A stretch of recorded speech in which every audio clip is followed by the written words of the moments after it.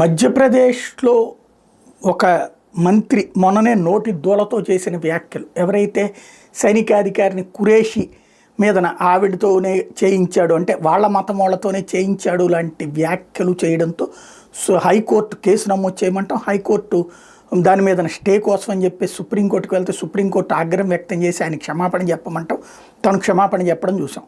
ఆ నోటి దూల తగ్గక ముందే మరొకటి ఏకంగా అక్కడ డిప్యూటీ సీఎం చేసినటువంటి దిక్కుమాలిన వ్యాఖ్యలు.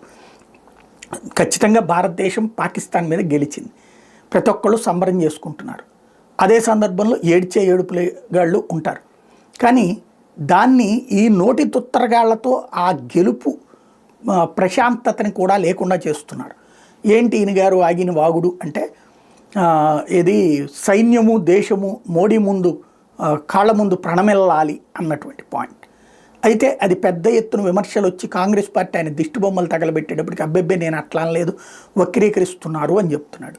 బేసిక్ సమస్య ఏంటంటే సైన్యం యుద్ధం చేసింది, అనుమతి ఇచ్చేది ప్రభుత్వం. ప్రభుత్వం అనుమతిస్తేనే సైన్యం యుద్ధం చేస్తుంది.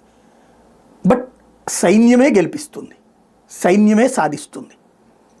ఈ గెలుపుని సైన్యానికి అంకితం చేయాలి. అట్ ద సేమ్ టైం ప్రభుత్వాన్ని అభినందించాలి. అంతవరకు బాగుంటుంది. కానీ అతి సర్వత్ర వజ్యేత్ అని ఇట్లాంటి నోటి దూలగాళ్లతో సమస్య ఎదురవుతుంది.